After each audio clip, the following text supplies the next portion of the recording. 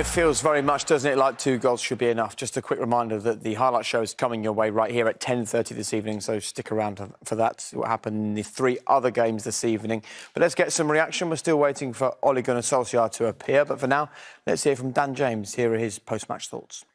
So Dan, tell me all about this match. 2-0 away win. It's a perfect match for Man United. Yeah, it's a massive win for us. We knew it was going to be hard coming here, but to get that clean sheet today was very important. I think Marcus took his goal very well today, and thankfully Bruno slotted that pen at the end. So obviously there's still a second leg. I mean, we've still got to concentrate on that next week, but the important thing for us now is to recover and get ready for Sunday. It seemed like a very physical game. You guys lost 3 players for the second leg. It shouldn't be easy, but how physical was it? What was your sensation? Yeah, I think we always knew it was going to be a tough game physically. I think we just had to match that today. I think we had to make sure we did, and then play our football. And that's where obviously the first goals come from, and then we've obviously fighted to the end and got that penalty. You had a great international week, a goal against Czech Republic, now an away win in the Europa League. So Man United is almost on the semi-finals. It's been a really, really good season for you. Are you happy? Yeah, of course. I mean, just keep smiling, keep playing. No, really happy. I think today is obviously a great win for us. We've got to go into obviously next week now with the same attitude as today, really. But as I said, Sunday's a massive game for us. We've just got to get back, recover, and get ready for that one. Thanks, Dan. Thank you very much. Absolutely. We'll find out what happens on Sunday. We're keeping Goncalo Moreira busy because as soon as he'd finished speaking to Dan James, Ole Gunnar Solskjaer appeared, and this is what Ole made of tonight's Manchester United performance. Ole, 2 away goals, a clean sheet. This is a perfect night for United. No, it's not a perfect night. Of course, we get a couple of or 3 yellow cards and 3 suspensions for next game. But a 2-0 result is a very good result. Of course, we know how difficult it is coming to Spain to get these kind of results. We have to play well to get them, and I'm very happy with the result. And you also have probably your top scorers scoring again and again and again, because between Marcus Rashford and Bruno Fernandes, they already have 15 European goals this season. Yeah, they have been exceptional. They have been so good for us, and they're so important for us. The first goal, very good run by Rashford, and he takes the ball fantastically and fantastic finish. And Bruno, I know he's so confident on penalties. Even though the goalkeeper almost saved it, it was enough to give us a good lead. With a 2-goal advantage, what's going to be United's approach to the second leg? The same as we always do. We want to win every game of football because it's still a young team. It's a learning team. We have to improve all the time. We know in football it catches you so quickly if you rest, and we cannot have any other approach than go forward and try to create chances and score goals. Especially at home, Old Trafford is we feel good at home, of course. Thank you very much, Ole. Thank you. Welcome back. Here are the results from this evening. Arsenal have scored in their last 12 away games in Europe, and they'll need to do the same if they're going to make it through to the semi-finals, because Slavia Prague got a late equaliser at the Emirates this evening. Ajax missed a penalty. They took the lead, but they lost 2-1 to Roma, and Villarreal with a first-half goal and the win in the end for them. But our focus is on this win for Manchester United up against Granada. We'll get some reaction from out in Spain in just a couple of moments. But first, let's get straight into this penalty incident. We've only seen it very briefly. It didn't look convincing at the time. Let's have another look now and give us your thoughts, both. Well, I mean, I think if you're a defender there, you're just trying to get a feel for somebody who's behind you. So you're trying to keep an eye on the ball, and you've got an eye on Bruno Fernandes there. And he obviously catches Bruno Fernandes, but he's not really looking at him. He's just trying to get a feel for the ball where it's coming in, and obviously catches Bruno. And with him going down the way he does, I think it makes the referee's mind up. But as a player, Scholes, you've been there, haven't you? When you're trying to get a feel for someone and look at the ball as well. It's exactly what he's doing, yeah. As Fernandes is going in on goal, he's just trying to feel where he is, trying to know where he is. And Fernandes, look, he makes a meal out of it, doesn't he? I think he's lucky to get the penalty. And he's probably lucky to score it in the end as well. The keeper probably should do better. He's looking there, isn't he? It looks like he's saying to his teammates, oh, we got away with one there. It's a difficult situation, that, for VAR, though, because we can all look at it and in hindsight say, oh, it should have overturned that. It wasn't a punch, it was just an incident. But then it has to be clear and obvious. VAR has to have a really good reason for overruling the referee on the field of play. So you can kind of make a case for them not changing the referee's mind. You knew once you'd give it, that once you look at VAR, they're going to give it because it's not clear and obvious. And he has put his arm out and actually touched him. So there's no way he was going to overturn it. And look, to me, it's not a penalty. Fernandes does very well to get the penalty.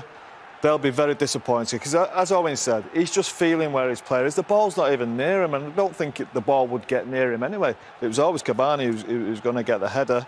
And Fernandes is very clever about it, and he's fooled the ref, basically, and he's fell for it. It changes things, obviously, from a United perspective. It calms the nerves a bit for the second leg.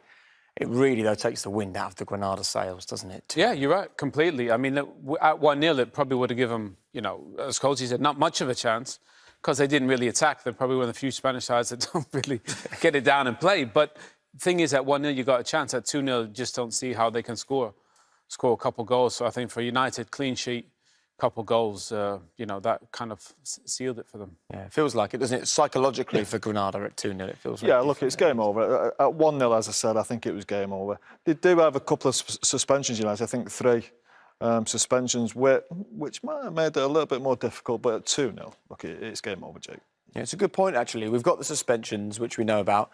Martial has been ruled out. We think towards the end of the season he'll be lucky to play again this season. Then Eric Bailly, he's on the list as well. That's COVID-related, so he may well get a negative result and be able to play. But that, again, is a reminder how important that second goal is, because at 1-0, with those players not available, you'd have concerns, wouldn't you? Yeah, well, Harry Maguire plays literally every game. He's so important. Luke Shaw, after Bruno Fernandes, has been United's best player as well. Then McTominay is really important in midfield, so would have been 3 really important misses, really, for Ole Gunnar. So I think that 2-0 makes it that much more important.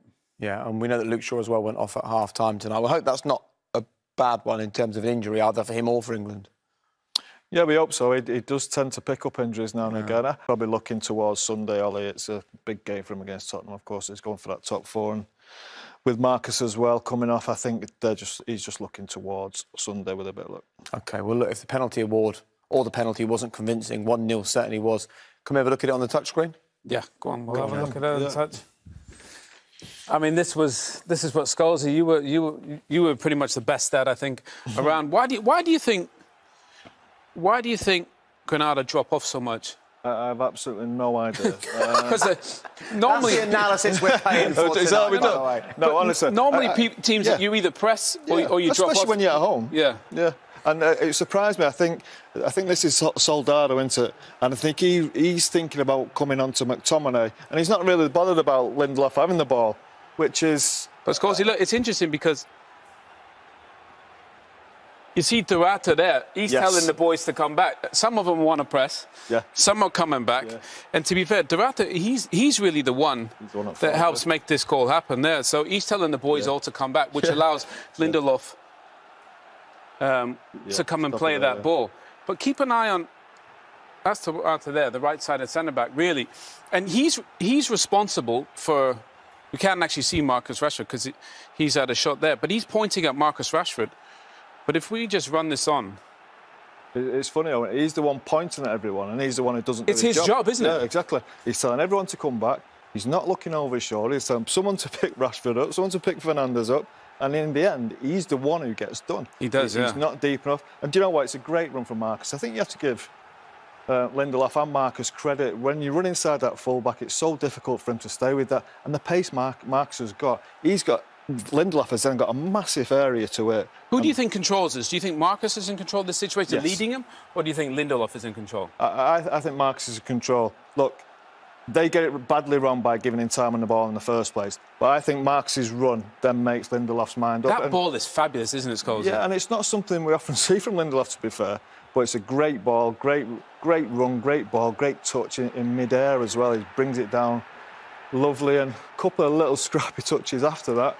But again, a lovely finish.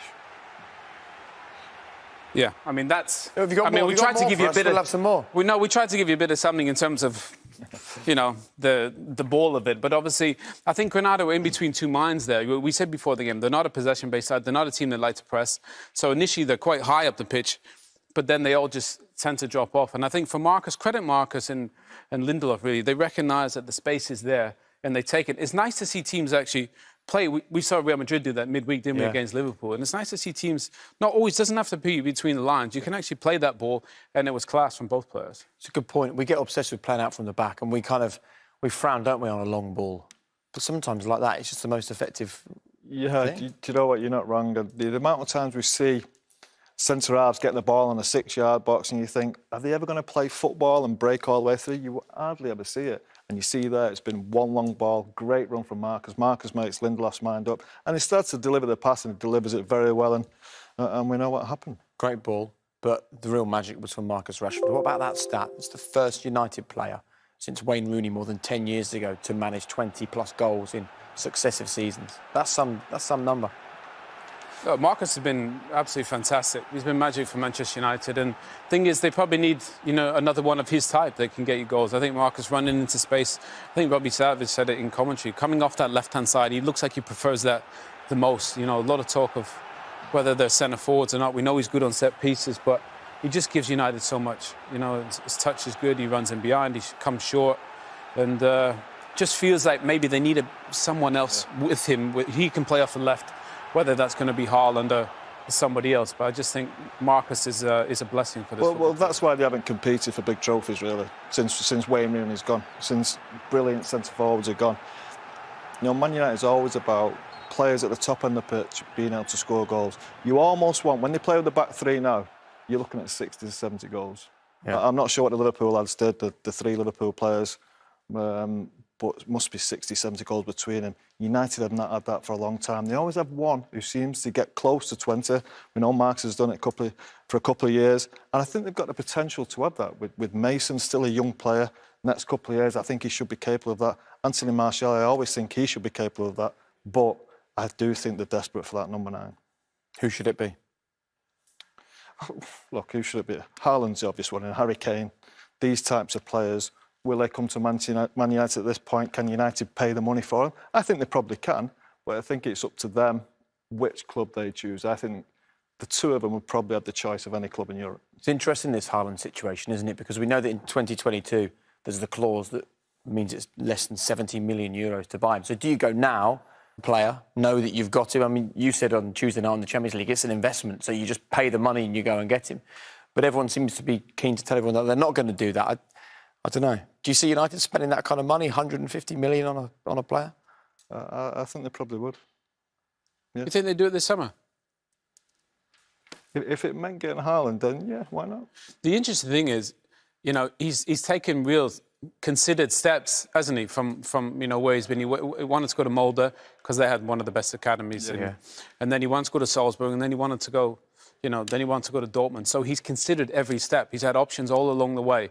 And it just feels like this is definitely not going to be about money. It's going to be about getting the right fit. And what is the right fit for him? Is it a team that plays like Man City? Is it United? Everybody could need him. Chelsea could need him. Barca, would he go there to help maybe keep Messi to stick around? So I can't think of a player this young that is has been as coveted by everyone. I think it's about the club who could pay for him now. I don't think there's too many of them. You think of Real Madrid and Barcelona, all the noises you hear, they probably couldn't pay that type of money. Man City don't look like they want to pay that type. And to be fair, Guardiola, they very rarely play with a number 9 anyway. Even when he's had Aguero and Jesus fit, he's hardly played them. So is that the type of player that Guardiola wants? I'm not sure it is. Look, it's a player United were desperate for, a player Chelsea would be desperate for. And they're probably the 2 clubs who I think could probably afford to pay that this summer.